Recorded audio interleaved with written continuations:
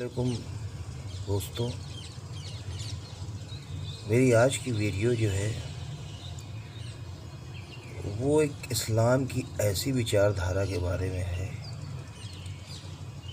जिसको अभी तक के इस्लाम के प्रमुख वर्ग का कभी सपोर्ट नहीं मिला है। लेकिन वो विचारधारा ऐसी है जिसमें सारी प्रकृति के लॉज समाहित हैं। वो विचारधारा ऐसी है जिसमें सारे धर्म के लोग समाहित हैं। जी हाँ, बिल्कुल सही समझे आप, सूफी विचारधारा। देखिए,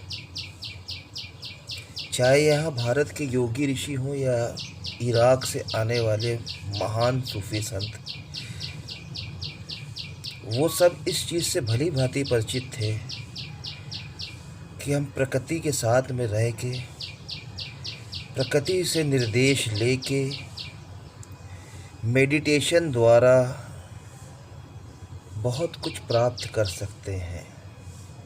और वो जो बेनिफिट्स हैं वो दूसरों को कैसे दें, ये उनके लिए बहुत बड़ी प्रॉब्लम थी। क्योंकि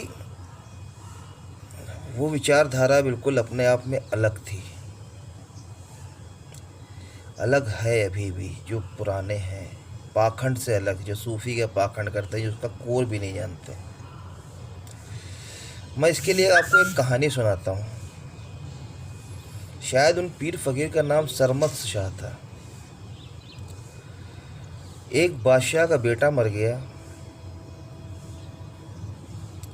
बहुत चाहता था अपने बेटे को। उसने मुनादी करा दी, है कोई मेरे मुल्क में ऐसा जो मेरे बेटे को ज़िंदा कर सके। सब ने इनकार कर दिया कि बादशाह पागल हो गया है, खुदाई के खिलाफ दावा कर रहा है। उस टाइम इस्लाम का दौर आ चुका था, सब लोग शरीयत से चलते थे। लेकिन तब भी लोगों में एक जागरण सूफियों में था, कुछ लोगों में, और वो अपने को खोजने में लगे हुए थे, अपने अंदर और यूनिवर्स का कनेक्शन खोजने में। उसमें से एक सरमस्त शाह थे, वो आए,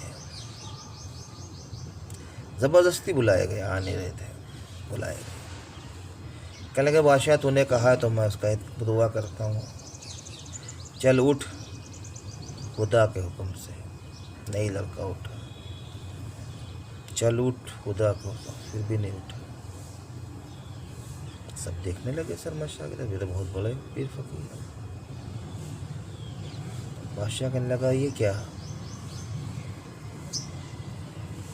उनको एकदम ही से कैफ आ गया, वो ध्यान में चले गए। आंखें खोली तो बिल्कुल लाल थी, वो अपने में नहीं थे, यानी कि उनका यूनिवर्स से कनेक्शन कर चुका। उसके बाद जिन्होंने कमांड दिया, चल उठ मेरे हुक्म से, लड़का उठ गया। फैक्ट बात है, लड़का तो उठ गया। उनकी गर्दन काट दी गई ईश निंदा के आरोप में, जो पाकिस्तान में लगता है। तो इसी गाइडलाइन को फिर फॉलो करना पड़ा आगे के पीर फकीरों को, जैसे ख्वाजा गरीब नवाज हैं, सब कोई है, कि वो शरीयत से तो जुड़े रहते थे, लेकिन अपने हुजरे में बंद रह के वो ऊपर से भी कनेक्शन रखते थे। और जो उनके मानने वाले थे, वो सिर्फ उनके ट्रस्ट के भरोसे बहुत सारी चीज़ें पा जाते थे।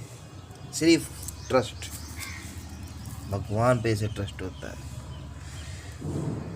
तो यहीं पे आती है शरीयत और तरीक़त की लड़ाई। शरीयत जो है वो पूरा फॉलो करने को कहती, 5 टाइम की नमाज, रोज़े हर। तरीक़त कुछ और कहती है, खुदा से जुड़ने का तरीक़ा।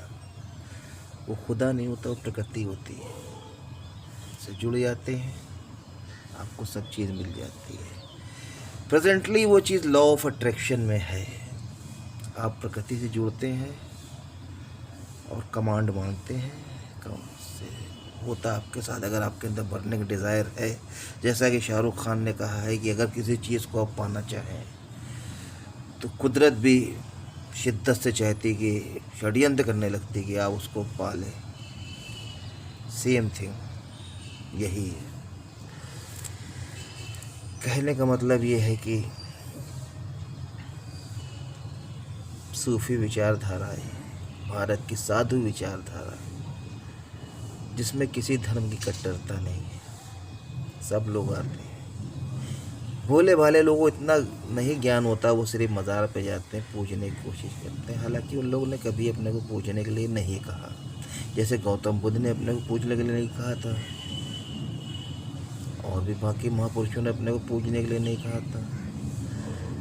इसका तो उन्होंने विरोध किया था, लेकिन लोगों को आदत है तो वो करते हैं, और अपने ट्रस्ट से वो अपनी मन्नतें भी पाते हैं मैक्सिमम। क्योंकि ये लॉ ऑफ अट्रैक्शन सिद्धांत, जो आप मांगते हैं वो आपको मिलता है। वो हवा नहीं देते हैं, वो देता खुद ही उनको। उन्होंने एक रास्ता दिखाया। तो मेरे कहने का मतलब दोस्तों ये है कि अपने से कनेक्ट हुइए, अपने अंदर झांकिए, अपने मन को जीतिए, मेडिटेशन करिए, फिर ऊपर से कनेक्ट करिए। देखिए यूनिवर्स आपको क्या क्या देता है। और सूफी विचारधारा में सबसे अच्छी चीज़ है मेडिटेशन की कव्वाली। बहुत सी चीज़ें हैं। अपने हुजूर सल्लल्लाहु अलैहि वसल्लम भी जो है गारे हिरा में क्या करते थे, मेडिटेशन ही करते थे इतने सालों तक। विचार करिएगा ज़रूर। Thank you.